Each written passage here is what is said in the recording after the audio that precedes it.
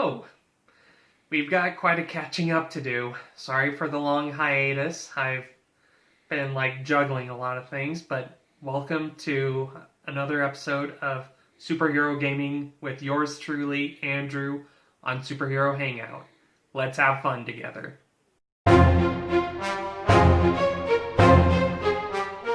Like I said earlier, we have quite a bit of catching up to do. I'm sorry for the long hiatus, and not to mention the long videos I posted in the past.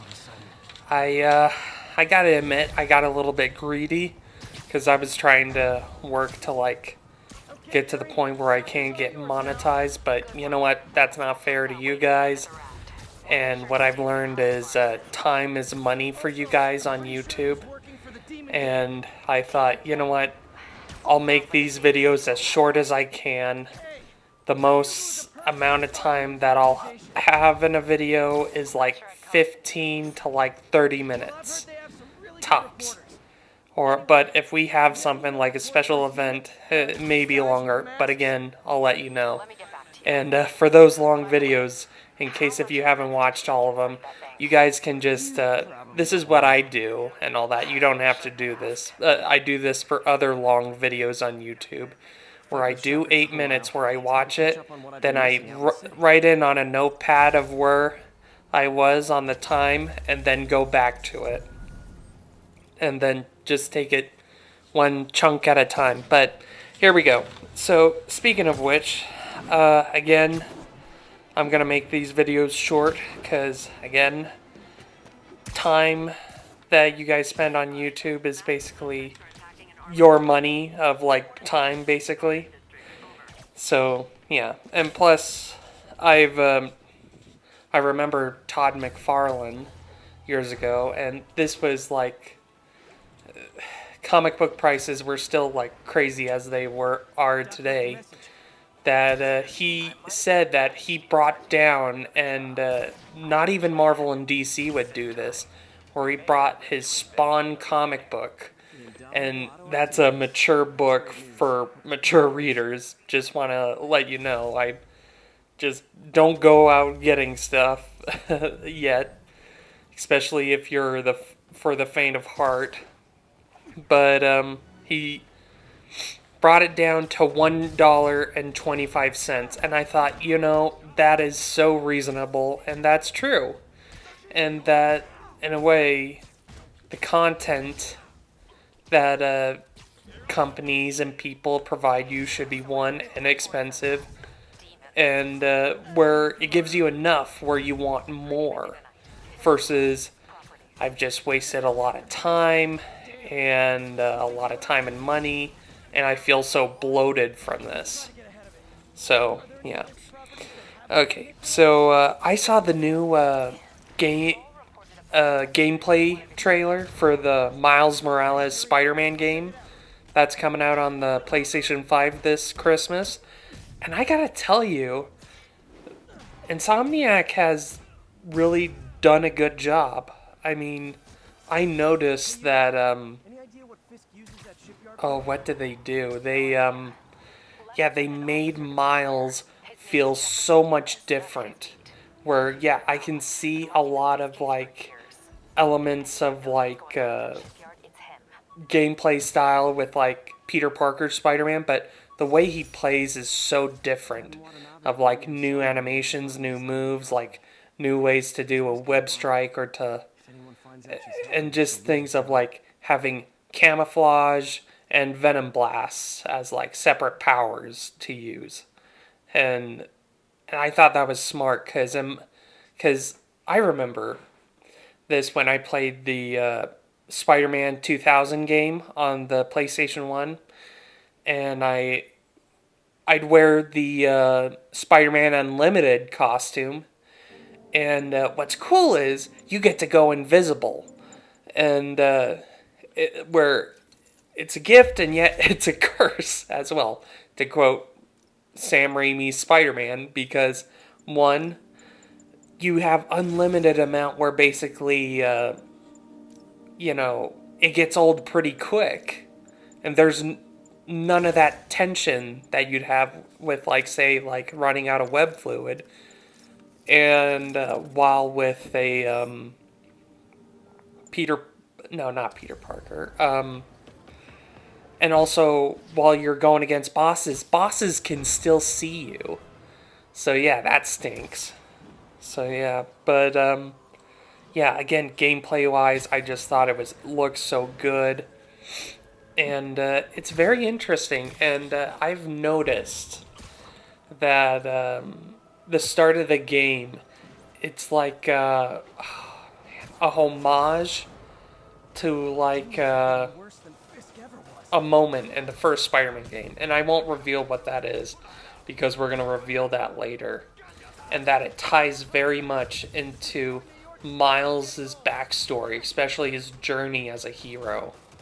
And again, thought it was so interesting, and I'm very confident with Insomniac. I mean, at first I was like, finally, we get the game and all that. And I imagine they've been working on this game since 2018 or what have you. But so yeah, it's been technically like 2 years, and I can understand that because they've learned a lot and they're building up from what they've done and what they've learned from the last Spider-Man game. So that I understand. At first I was concerned if it's coming out too soon, but then again, I gotta trust them. Not blind trust, but just, they haven't given me an excuse or anything to worry. But also, and Insomniac and Marvel, they have been, especially Marvel, where they've always been current in their products and storytelling.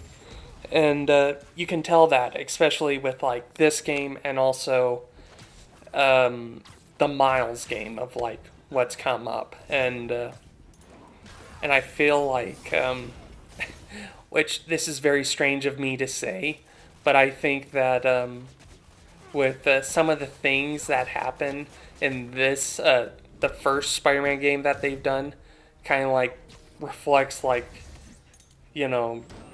the day in life that we're living in with the whole pandemic, because there's a certain point in the story, and also the Miles game kind of represents like, oh boy, where it has metaphors and analogies and you know eh, of like basically things going on of like questioning of like power, uh, people rising up to do what's right, and basically where again, I don't want to give it away, but you'll see what I mean. But yeah, metaphors are basically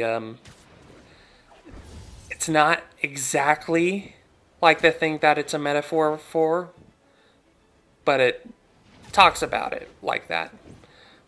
So, for example, Spider-Man is a story about a boy becoming a man and like what going through puberty is like about like responsibility changes and whatnot, and being the best that you can be, being a man that that people need you to be, and also girl, woman as well. And when I mean man, I also mean men and women. So, what else? And analogies are basically where, like, this is exactly what it's talking about, where it directly represents what this is. Like, Kingpin. He's literally a crime boss. He is the literal analogy of crime bosses, criminals, organized crime. So yeah, so metaphor is where like you can see things in there, while analogies are it's screaming in your face. And those are very powerful tools, especially for the works of fiction in which you got, which I think that writers and artists ought to be careful with analogies, because I've seen like analogies taken too far where it has turned away fans who love things for a long time, like even at a point of like changing the characters just to make a statement. And I remember what Mark Millar said. He said the story and the characters should come first. The message will come along after the story. And also, basically, you're writing your own experiences and whatnot. So yeah, that'll come from that, from the story.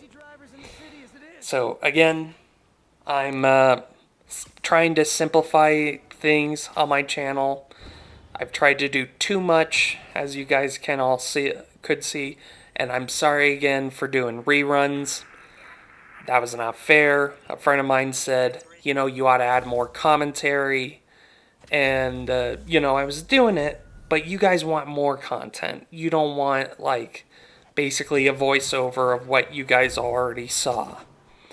So yeah, and I'll be having a video, other playlists and other types of videos set up, where it'll be called Comic Book Advice or Thought, and another one will be Andrew's Thought for the Day, where we'll be talking about things like things that's going on, and just, you know, things that we can like ponder on together. But hey, I want to thank you guys all so much.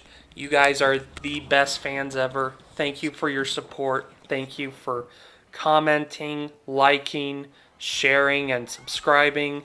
And please continue to bring your friends. We love having them here because, you know, we want to share the fun with everyone. And please be safe, be smart, wear a mask, wash your hands, and protect yourselves and your family, and hang in there. This is Andrew on Superhero Gaming, signing off.